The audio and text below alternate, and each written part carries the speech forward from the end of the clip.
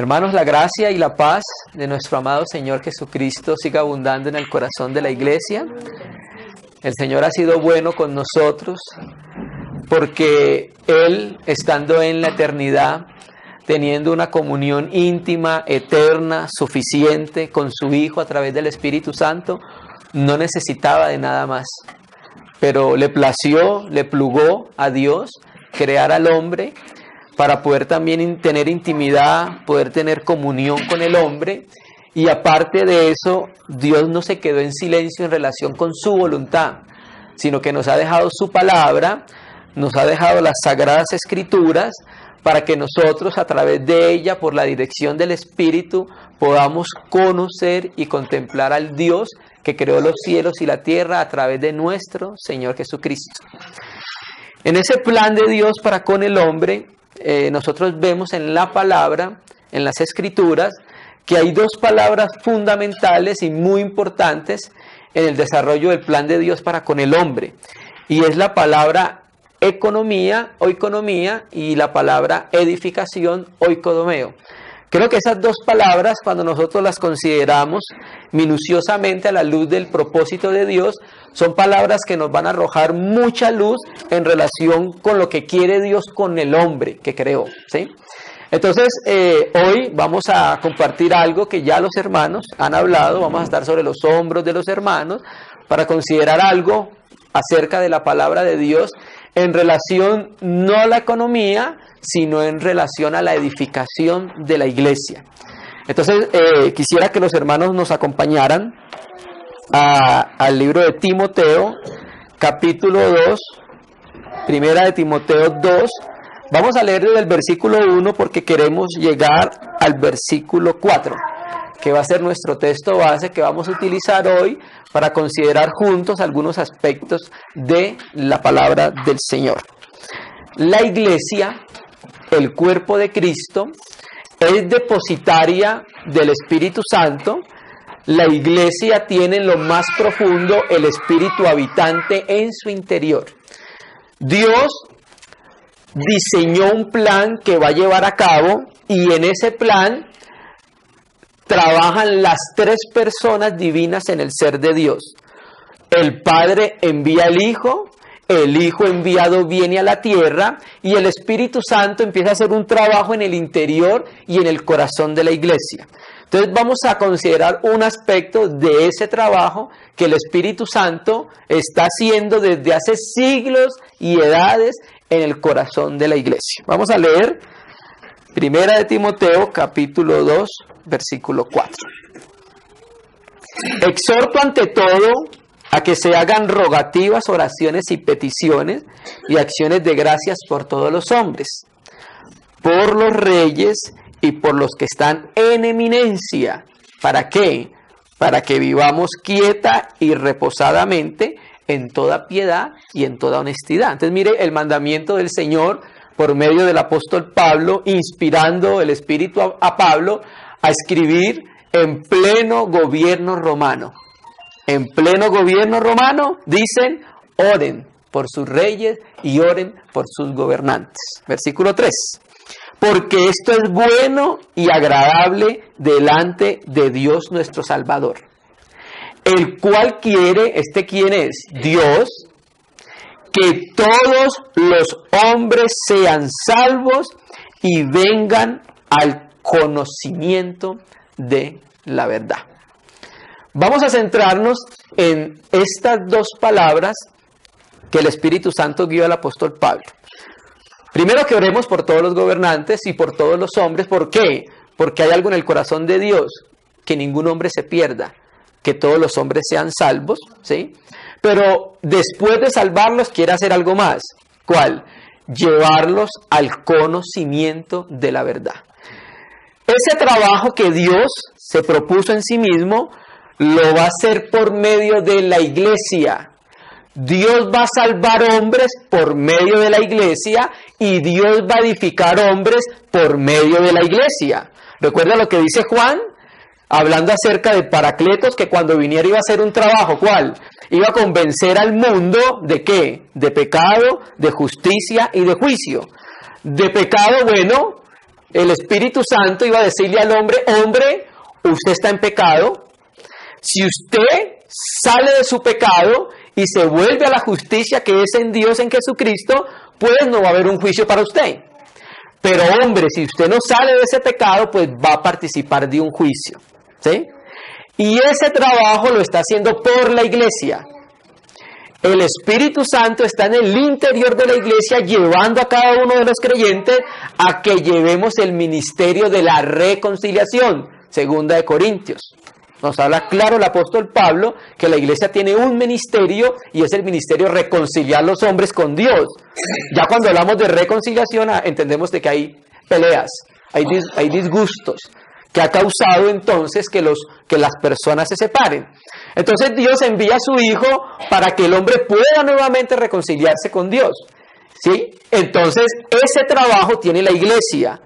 Dios quiere que los hombres sean salvos y por medio del ministerio de la reconciliación, llevándole la palabra a los hombres se van a salvar para cumplir lo que Dios quiere, el cual quiere. O sea, la voluntad de Dios es que todos los hombres sean salvos. ¿Listo?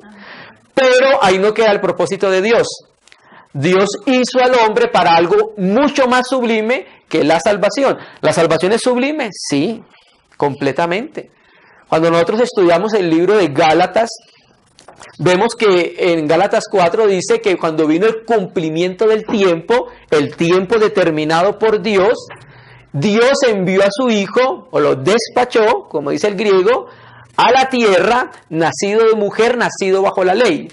¿Por qué? Porque tenía el propósito de redimir a los hombres que estaban bajo los rudimentos del mundo, tanto los gentiles como los judíos, ¿sí?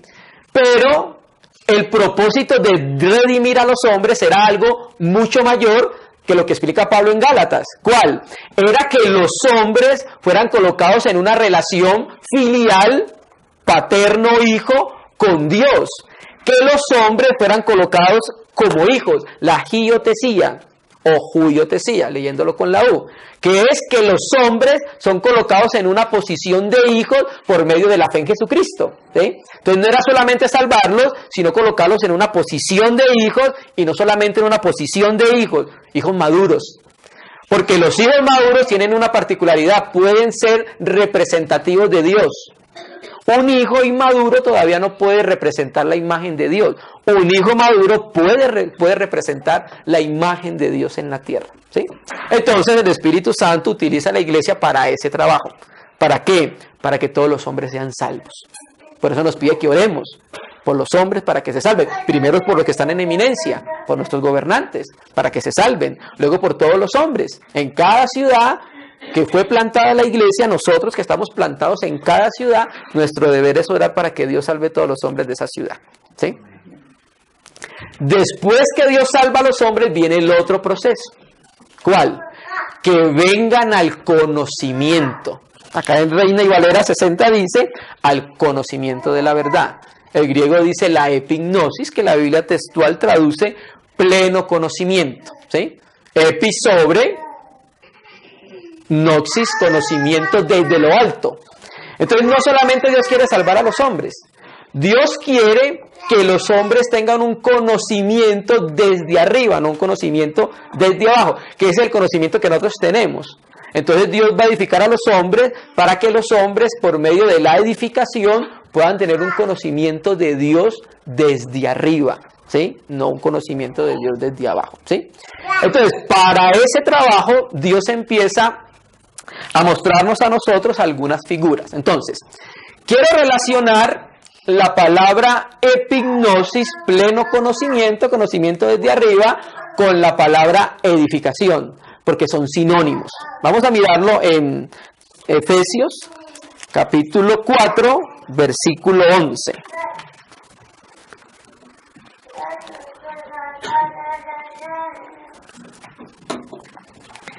Efesios capítulo 4, versículo 11. Efesios 4, versículo 11. Mire cómo dicen las Escrituras. Y él mismo constituyó o dio a unos apóstoles, a otros profetas, a otros evangelistas, a otros pastores y maestros. A fin, o sea, los dio con un propósito, a fin de perfeccionar o equipar a los santos para la obra del ministerio, para la edificación del cuerpo de Cristo, hasta que todos lleguemos a la unidad de fe y del conocimiento del Hijo de Dios. Aquí nuevamente donde dice conocimiento, la palabra griega es epignosis, y nuevamente la Biblia textual traduce pleno conocimiento. No es solamente un conocimiento, es un conocimiento pleno, es un conocimiento desde lo alto. El hermano Ni, en el libro El hombre espiritual, nos enseña a nosotros la diferencia entre entendimiento y conocimiento. Dice que el entendimiento sucede en la mente, pero el conocimiento sucede en lo interior, en el espíritu. Y para poder tener un ejemplo de lo que es conocimiento, Dios nos muestra la relación de Adán y Eva. Génesis 4 dice, y conoció Adán a su mujer, ¿sí? En la Septuaginta, que es la versión griega del Antiguo Testamento, la palabra griega es ginosco, ¿sí? Y ahí nosotros vemos que el Espíritu Santo no dice, y tuvo relaciones con Eva, sino que dice, y conoció a su mujer, porque es algo interior, es algo en lo profundo, ¿sí? Entonces, de la misma manera, el conocer a Dios sucede en lo más profundo de nuestro interior. ¿En dónde? En nuestro espíritu. Ahí nosotros conocemos al Señor. Entonces, aquí están las dos palabras, en el versículo 12, para la edificación, oikodomeo. La palabra oikodomeo es una palabra compuesta, oikos, casa, hogar, y demo, que significa construir. Entonces lo que está diciendo el texto literalmente es que Dios dio dones a los hombres para que se levante un hogar, para que se construya una casa, ¿sí? ¿Por qué? Porque recuerde que nosotros somos la casa de Dios. Pero Dios está trabajando en un hogar para tener un hogar donde haya reposo, donde haya satisfacción, donde haya contentamiento. Entonces, la iglesia, por el Espíritu Santo, siendo uno con el Señor, está trabajando en que ese edificio vaya creciendo, y a medida que el edificio va creciendo, se van colocando las piedras, desde lo alto vamos conociendo a Dios. O sea que epignosis y oikodomeo son sinónimos, porque mire lo que dice el texto, para que lleguemos al pleno conocimiento del Hijo de Dios. Entonces, un aspecto de la epignosis y del oikodomeo, de la edificación, es que podamos conocer a Dios por medio de su Hijo Jesucristo. Podamos contemplar la grandeza, lo precioso, lo glorioso que es el Hijo de Dios. Entonces, estas palabras epignosis y oikodomeo son sinónimos que nos van a llevar a lo que Dios quiere, que conozcamos a su Hijo. Las Escrituras Sagradas es el testimonio de Dios acerca de su Hijo. Y Dios nos la dejó para que por medio de ella nosotros pudiésemos conocer quién es Dios, cómo es su Hijo. Recuerde cuando el Señor Jesucristo habló con los fariseos, le dijo, si me creyeses a mí, pues ustedes le hubieran creído a Moisés. Y termina con este colofón precioso, porque de mí escribió él. O sea que Moisés estaba dando testimonio ¿de quién? Del Hijo de Dios. ¿Sí me entiende? Entonces la Biblia es un testimonio acerca que el Padre da del Hijo de Dios, ¿sí? Entonces, la iglesia debe ser uno con su Señor en el mismo sentir de ser uno en el ministerio de la reconciliación y ser uno en la epignosis, el oikodomeo, ¿sí? Entonces, vamos a mirar esta figura que nosotros ya conocemos y vamos a ir a Génesis capítulo 2 y vamos a ver el versículo 22. Entonces, ¿qué es lo que hace la salvación? La salvación nos provee de que seamos participantes de la naturaleza divina en el interior del creyente. Pero la edificación lo que hace es que desde el interior va a empezar a forjar el carácter y una ampliación de la naturaleza divina en el interior del corazón del creyente, para que el creyente, su mente sea renovada y pueda expresar con su vida, con su hablar, la vida del Hijo de Dios, ¿sí? Entonces, con la salvación viene el Espíritu, nos regenera, participamos de la naturaleza divina, pero con el oikodomeo, con la epignosis, vamos llegando a un conocimiento más claro y cristalino del Hijo de Dios. ¿Sí? Entonces, el trabajo de la iglesia es algo que había en el corazón del apóstol Pablo. ¿Sabe qué había en el corazón de Pablo?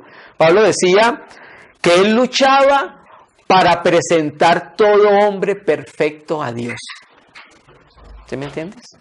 Eso debe estar en el corazón de la iglesia. Que su propósito, que su sentir sea trabajar edificándonos mutuamente para que podamos presentar todo hombre ante Dios como perfecto, hermano. Y perfecto tiene que ver con la edificación y el pleno conocimiento. Vamos a Génesis, capítulo 2, y miremos este texto. Génesis 2, 22.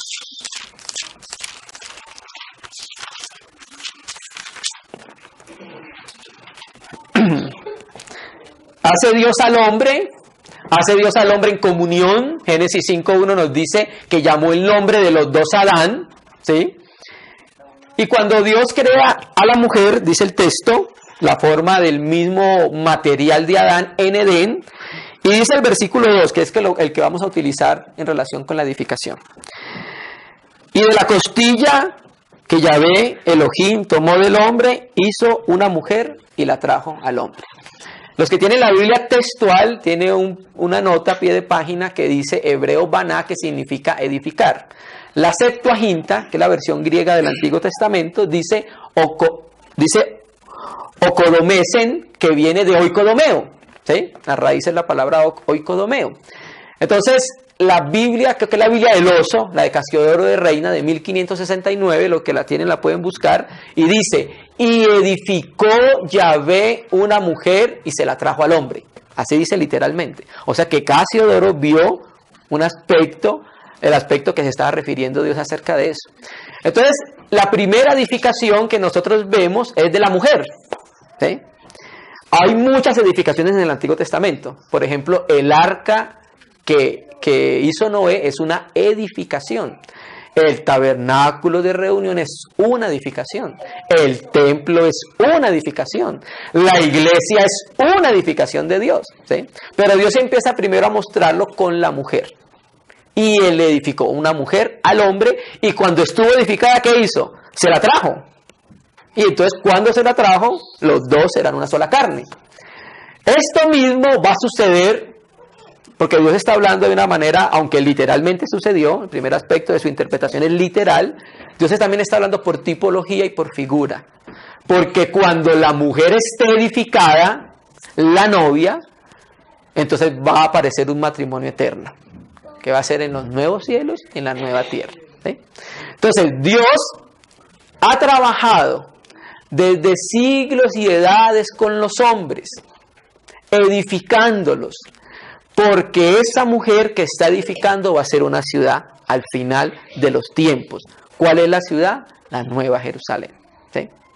Entonces, vamos a mirar un aspecto de esa edificación en Apocalipsis, capítulo 21, hermanos. Apocalipsis, capítulo 21. Voy a leerlo desde el verso 1. Y queremos hoy hablar muy rápidamente acerca de un aspecto de la edificación. Apocalipsis capítulo 21, versículo 1. Esto que Juan vio, esto lo veremos nosotros. Esto fue un adelanto que tuvo el apóstol Juan. Pero nosotros veremos esto, hermano. Y veremos el precioso trabajo de Dios con cada uno de nosotros. Eso nos da esperanza a cada uno de nosotros. Preciosas promesas que tenemos. Y, dice el texto griego, que, y, Reina Valera 60 dice vi, el texto griego dice que, y vi un cielo nuevo y una nueva tierra, porque el primer cielo y la primera tierra pasaron y el mar no existía más. Y yo, Juan, vi la santa ciudad, la nueva Jerusalén, descender del cielo de Dios, dispuesta como una esposa ataviada para su marido. ¿Listo? Entonces ya aquí nos introduce Juan una ciudad. ¿Cómo se llama? La Nueva Jerusalén. Hebreos 12:23 nos dice claramente quién es esa ciudad. el conjunto de todos los redimidos. Esa es la ciudad, la Nueva Jerusalén, ¿sí? El conjunto de todos los redimidos de todos los tiempos y edades.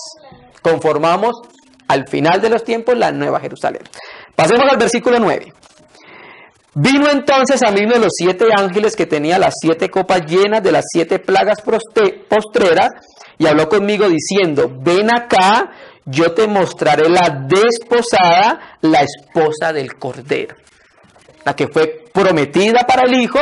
Entonces viene el momento en que la mujer está edificada. Cuando está edificada es una ciudad que se la traen al Hijo para contraer un matrimonio eterno. Y me llevó en el Espíritu a un monte grande y alto y me mostró la gran ciudad santa de Jerusalén que descendía del cielo. Aunque en el texto griego no dice gran, solamente dice la ciudad santa de Jerusalén que descendía del cielo de Dios, teniendo la gloria de Dios. Y su fulgor era semejante al de una piedra preciosísima como piedra de jaspe, diáfana como el cristal, cristalizo, transparente. Entonces uno de los trabajos que está haciendo el Espíritu Santo con cada uno de nosotros es que podamos ser transparentes, que podamos ser diáfanos, cristalizo. ¿Para qué? Para que cuando envíe la luz pueda pasar. Que no haya nada en oscuridad, sino que la luz pueda pasar libremente, ¿sí? Precisamente yo estoy trabajando por eso, limpiando cualquier tiniebla que hay en nuestro corazón todavía, que eso es lo que nos deja a veces dar la expresión de Cristo en la vida de los cristianos. Hay cristianos que uno le pregunta, ¿tú eres cristiano? Sí. ¿Tienes a Cristo en el corazón? Sí. Pero como que muy en el fondo, hermano, ¿por qué? Ustedes no han dado ocasión a que la luz tenga salida. Está como encapsulada, ¿sí? Entonces el Espíritu no está trabajando para limpiar al creyente, para que sea diáfano, para que sea cristalizo. Y entonces mire cómo es la ciudad. Diáfana, o sea, el trabajo de Dios, de siglos y edades, teniendo paciencia con nosotros, esperándonos, amándonos, ¿cierto? Diáfana como el cristal. Tenía un muro grande y alto con 12 puertas y en las puertas 12 ángeles y nombres inscritos que son los de las 12 tribus de los hijos de Israel. Al oriente 3 puertas, al norte 3 puertas, al sur 3 puertas y al occidente 3 puertas, ¿sí? Y el muro de la ciudad tenía 12 cimientos y sobre ellos los 12 nombres de los 12 apóstoles del Cordero. Aquí vemos entonces la terminación de la edificación de Dios en el corazón de la iglesia. Una ciudad, pero también me llama la atención que la ciudad tiene un muro. Y hoy vamos a compartir rápidamente acerca del muro, porque el muro también debe ser edificado. Se edifica la ciudad, pero también se edifica el muro. Y el muro tiene una particularidad, tiene 12 puertas, ¿sí? 3 en cada lado.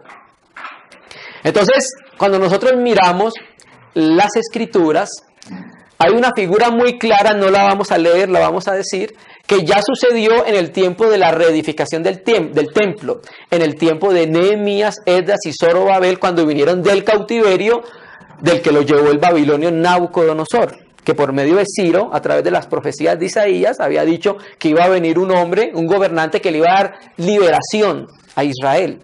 Y Isaías le llama en la Septuaginta a Ciro Cristos, el ungido, el que va a liberar al pueblo de Israel.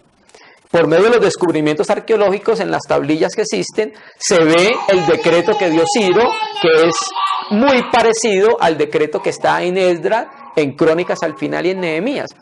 Entonces cuando vienen, empiezan la reedificación de la ciudad. Pero cuando empieza la reedificación de la ciudad, lo primero que edifican son los muros, las murallas. Y las murallas tienen 12 puertas. Alguno me dirá, hermanos, pero es que son 10. Sí, pero también está la puerta de Efraín y la puerta de la cárcel. En cualquier momento los hermanos pueden hacer el ejercicio y en Nehemías van a contar 12 puertas, más la puerta de Efraín, más la puerta de la cárcel, ¿sí? Entonces, Nehemías lo primero que hizo fue edificar, ¿qué? El muro. Y el muro tiene 2 connotaciones. Una, defensa, y otra, proteger. ¿Sí me entiendes? ¿Para qué? Para que no se meta nada extraño. ¿A dónde? A la ciudad. ¿Sí me entiendes? Entonces, esa figura nos la mostró el Espíritu Santo, una reconstrucción literalmente en el tiempo de Nehemías, en el tiempo de Esdras, pero ahora el Espíritu Santo al final de los tiempos nos muestra que sí, la ciudad se edificó, pero también se le edificó un muro. ¿Sí? ¿Para qué? Para que no entre cualquier cosa a la ciudad. La ciudad debe tener un filtro. Pero recuerde, ¿quién es la ciudad? Cada uno de los creyentes. O sea que estamos viendo que cada uno de los creyentes también debe haber una edificación de un muro para que no entren cosas extrañas a la vida del cristiano. ¿Sí? Entonces vamos a considerar unos aspectos de eso. Vamos a ir a Ezequiel, capítulo 42. Ezequiel, capítulo 42. De esto hay mucho que considerar, pero por el tiempo solamente vamos a ver algunos versos.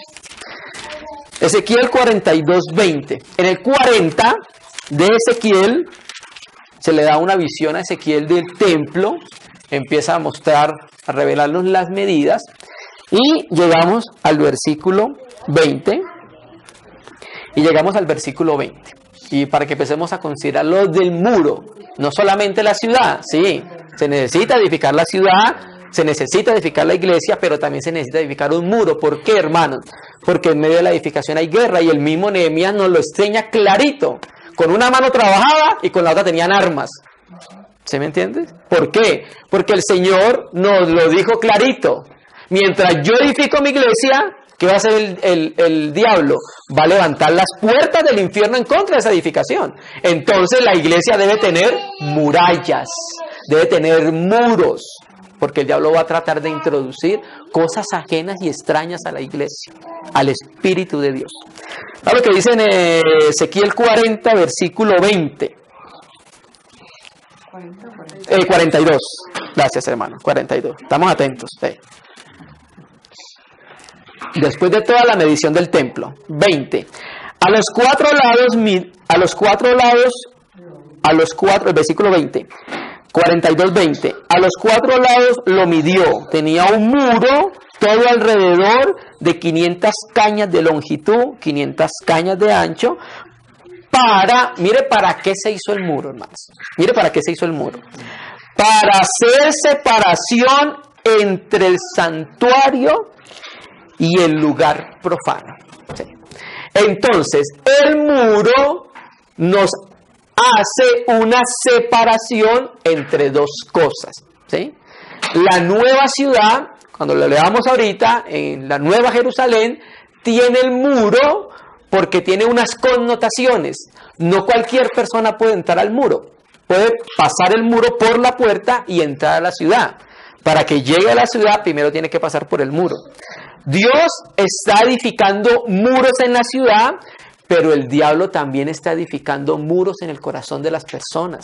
El apóstol Pablo nos lo dice claramente, creo que es 2 Corintios 10, donde habla de que el diablo ha creado fortalezas en la mente de las personas, que se derriban con armas espirituales, con argumentos espirituales. ¿Sí me entiendes? Entonces, el Señor ha mandado a la iglesia para que también edifique un muro.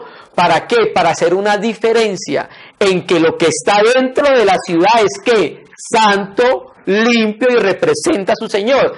Pero lo que está fuera de la ciudad no es santo, es profano. Si no está en la ciudad es porque es profano. Lo que está en la ciudad es lo santo. Lo que está en la ciudad es lo puro. ¿Sí me entiendes?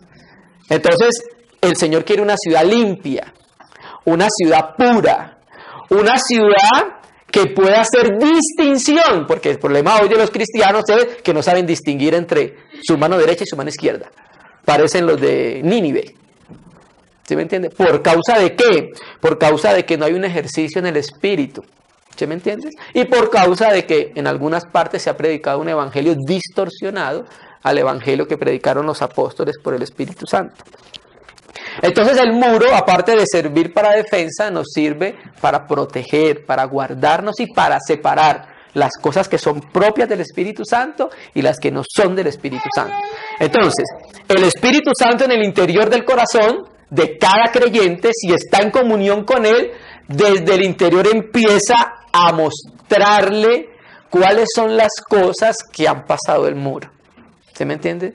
Y por eso los creyentes, cada uno de nosotros debe tener una constante comunión con el Señor para poder percibir aquellas cosas que han pasado el muro, hermano. ¿Me entiende? Debemos estar atentos porque es que la ciudad es diáfana. ¿Se me entiende? La ciudad es diáfana, es cristalina, no le entró nada. Y ese trabajo empieza desde ahorita. No, hermano, es que yo voy a esperar hasta la Nueva Jerusalén entonces para ser diáfano. No, es un trabajo desde ahorita. Dios requiere esa limpieza desde ahora. Ahora, miremos un texto en Juan que nos habla acerca de las cosas que pueden entrar en el muro.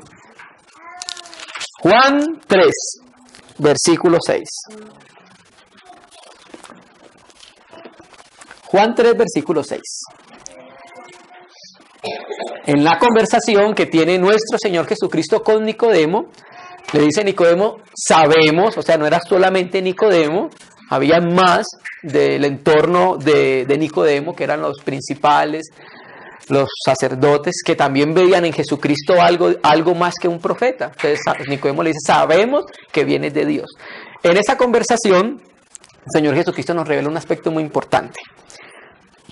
3:6. Lo que es nacido de la carne, carne es. Lo que es nacido del Espíritu, el Espíritu es. Aquí vemos nosotros lo que entra a la ciudad y lo que se queda fuera de la ciudad. ¿Qué entra a la ciudad? Lo que es del Espíritu. Lo que es propio del Espíritu, eso es lo que está dentro de la ciudad. Lo que no es del Espíritu es lo profano, es lo que está fuera. ¿Sí? Porque la carne no puede tener mejoramiento. No importa si la pinte, no importa si la maquille, la carne va a tener siempre su misma constitución. ¿Va a ser qué?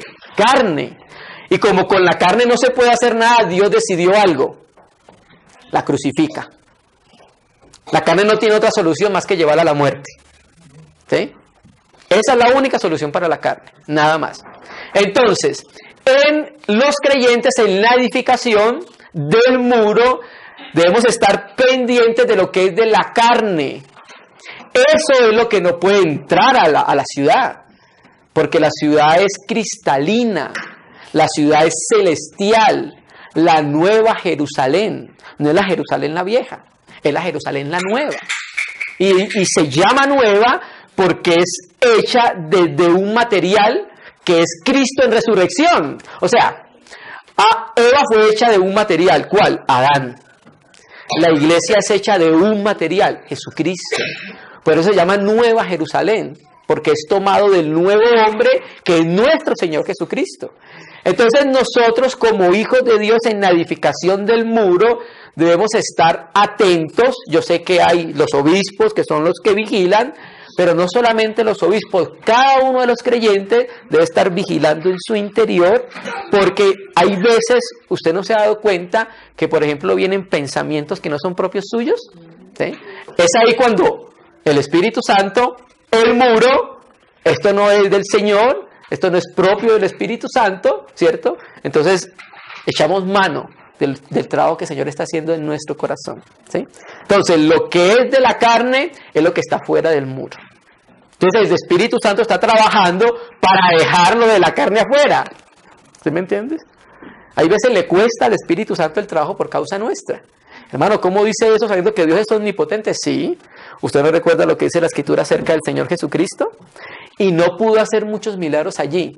¿Sabe qué dice? A causa de la incredulidad. Dios quiere hacer muchas maravillas en el corazón de la iglesia, pero hay veces no hace más por causa de nosotros mismos. Entonces es necesario que la iglesia desde el interior esté atenta, pendiente a aquellas cosas que están tratando de pasar el muro y no entrar por la puerta. Recuerda que el Señor Jesucristo dice claramente, yo soy la puerta. Y precisamente una de las 12 puertas es la puerta de las ovejas. Pero hay algunos que no entran por la puerta, o sea, se saltan el muro. Ladrones y salteadores. Bueno, esa es como la misma imagen. Aquellas cosas que no pasan por la puerta, que es lo del Señor, saltan el muro. Entonces nosotros debemos como cristianos estar atentos en esa edificación mutua, también de ayudarnos en exhortación y en corrección cuando veamos que aquellas cosas de la carne están saltando el muro y están entrando a la ciudad. Leamos un texto para complementar el asunto. Vamos a Proverbios, capítulo 4. Vamos a leer el versículo 7. Proverbios 4, versículo 7. 27. Proverbios 4, versículo 26.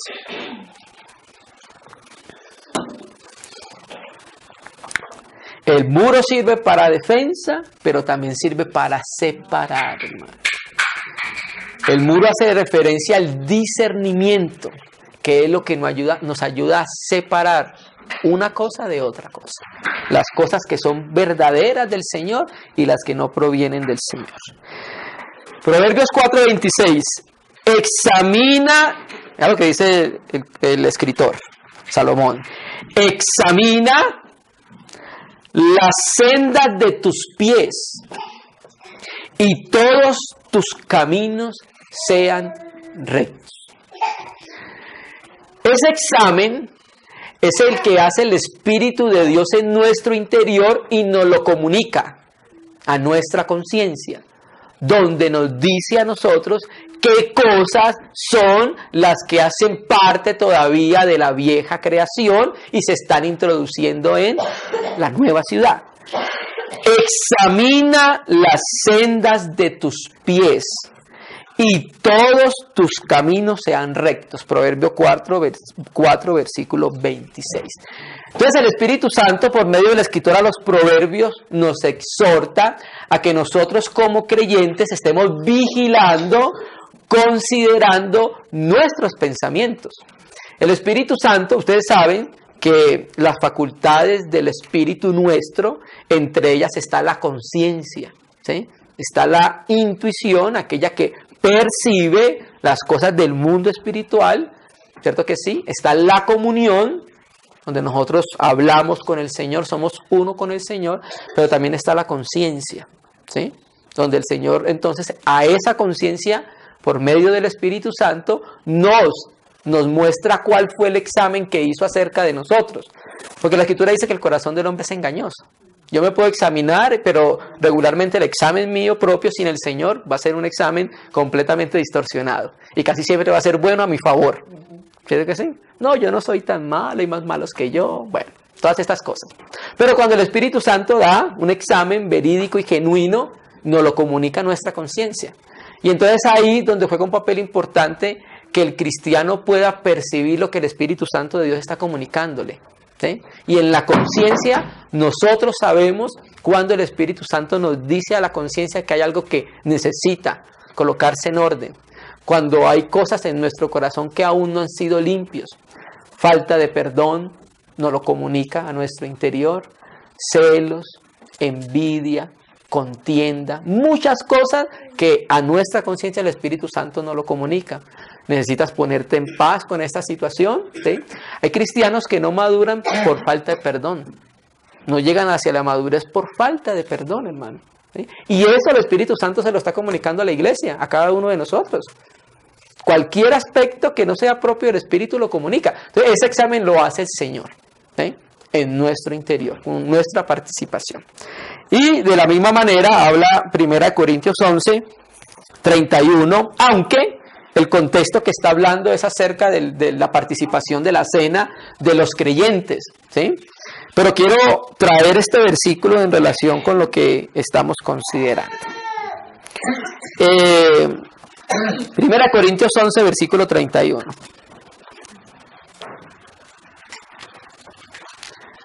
Hablando a cena, los que tienen Reina y Valera 60 dice tomando la cena indignamente. Entonces, en ese contexto de poder discernir el cuerpo de Cristo, quiero traer este versículo porque nos habla de aquello que estamos considerando. Amén, ¿lo tenemos? 11:31. Si pues nos examinásemos a nosotros mismos, no seríamos juzgados. Entonces está hablando acerca de los hermanos que participan sin discernir el cuerpo de Cristo. Entonces el Señor dice, si usted examinan la situación ante el Señor, ante la luz del Señor, no serían juzgados, porque recuerda que el texto sigue diciendo que por hacer eso algunos están enfermos, muchos debilitados, incluso unos duermen, un juicio incluso que lleva hasta la muerte. Pero lo que quiero llamar la atención es, si pues nos examinásemos a nosotros mismos, la palabra griega diacrino significa separar totalmente o hacer distinción. ¿Para qué hacer distinción? ¿Qué es santo y qué es profano, hermano? ¿Sí me entiende? Entonces el Espíritu Santo nos manda a que, por Pablo, a que nos examinemos en nuestro interior nuestra vida cristiana. ¿Por qué? Porque regularmente hay muchas cosas que se saltaron el muro. ¿Sí me entiendes? Y esas cosas no pueden entrar a la nueva ciudad. Esas cosas no pueden entrar a la misma ciudad. Entonces, nosotros debemos examinarnos a la luz del Señor. Hay una particularidad. Por ejemplo, supongamos que yo tengo algunas pecas, pero no me las veo bien acá en mi mano. Cuando yo me acerco más a la luz, ¿qué es lo que hace la luz? Me va a mostrar claramente qué es lo que yo tengo acá. Entonces, el examen es a la luz del Señor, a la luz de su palabra, a la luz del Espíritu, porque ella me va a mostrar claramente lo que es.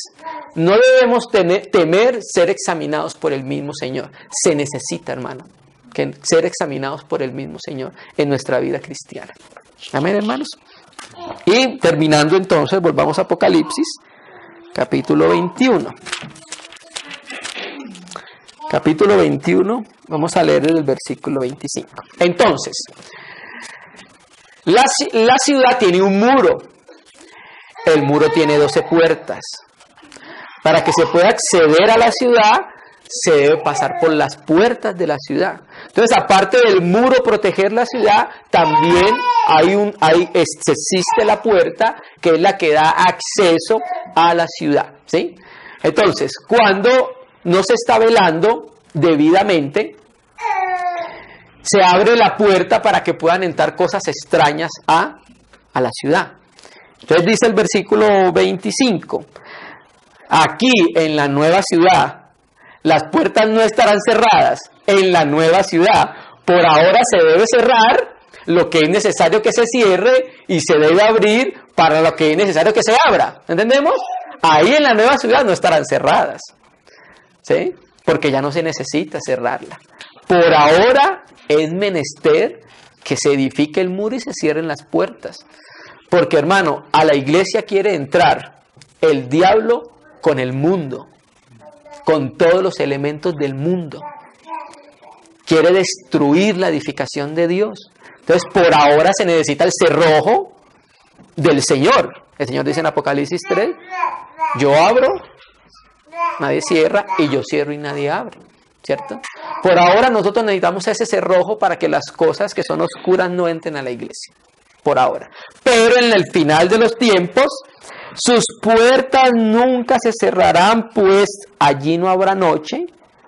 Verso 27, y mire el asunto. No entrará en ella ninguna cosa inmunda o que hace abominación y mentiras, sino solamente los que están inscritos en el libro de la vida del Cordero. Aquí vemos entonces que se puede meter por la puerta, ¿cierto? Se pueden meter todas estas cosas propias de la carne. Gálatas nos lo dice claro, manifiestas son las obras de la carne, y da una lista. Y termina el colofón. Y cosas semejantes a estas. Yo creo que si Pablo hubiera seguido escribiendo, Gálatas no sería de 6 capítulos. Sería bien extenso. Cosas semejantes a esas. Cosas semejantes a esas son las que no pueden entrar por la ciudad.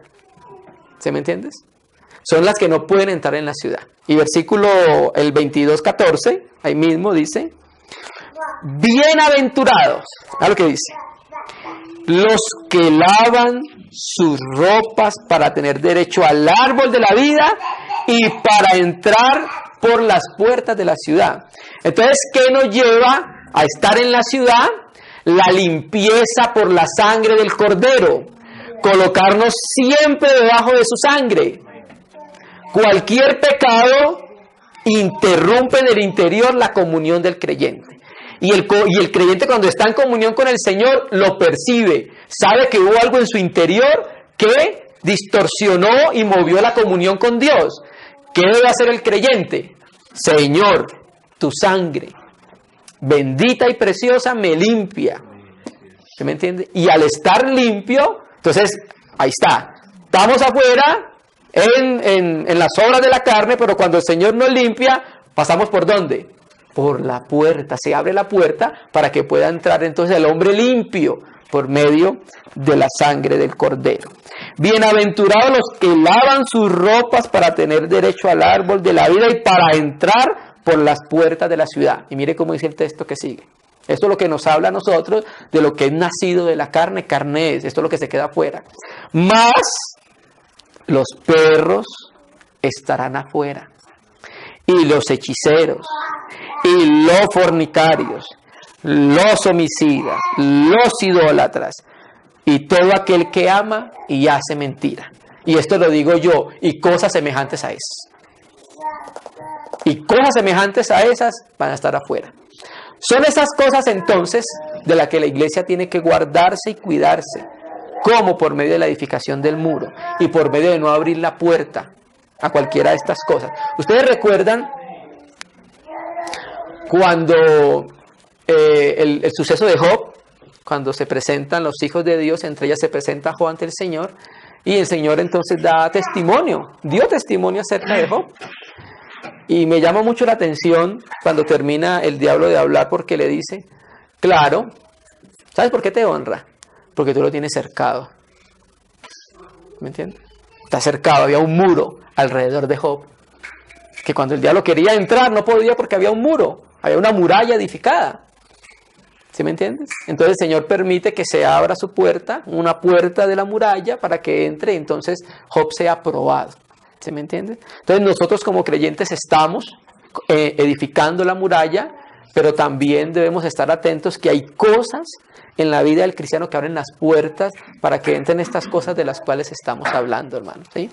Y nosotros, hermanos, dijimos en Apocalipsis que el Señor Jesucristo tiene las llaves de David, hablando acerca del reino mesiánico, pero tomándolo en la figura que estamos diciendo, que cuando Él cierra, nadie abre, ¿sí? ¿Ustedes recuerdan la edificación de Noé? Tiene una particularidad la edificación de Noé. ¿Sabe cuál? Que la puerta no la cerró Noé. Donde nosotros cerremos la puerta se mete todo. Pero cuando Dios la cierra, nadie la va a abrir. Leámoslo, leámoslo. Eso es en Génesis 7. Génesis 7, versículo 16.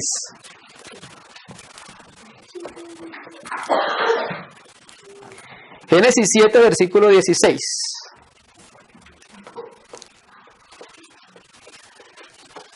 Después de que Noé esperó 7 días a que lloviera en el arca, cuando entraron todos los animales, dice el verso 16. Y los que vinieron, macho y hembra de toda carne, vinieron como le había mandado Dios. Y mire cómo dice el texto. Y Yahvé cerró la puerta. ¿Sabe cómo dice la textual? ¿Cómo dice, hermana? Y Yahvé cerró por él. Y Yahvé cerró por él. Yahvé cerró por Noé. Que pronto Noé hubiera cerrado, pero de pronto se le hubiera colado por ahí uno de los animales que no debía entrar, ¿cierto? O se le hubiera metido por ahí Tubalcaín, ¿cierto? Pero no. Es más seguro cuando Dios cierra. Por eso es necesario que Dios cierre, hermano. Cuando estamos en esa comunión con el Señor, Él cierra. Y cuando Él cierra, nada entra. Nada de lo que hemos leído puede entrar. ¿Sí me entiendes? Terminemos con un versículo que nos habla acerca del asunto. En el Salmo 51. ¿Ustedes recuerdan cuando David se llega a Betsabé? David se arrepiente. Entrarán a la ciudad los que han lavado sus ropas en la sangre.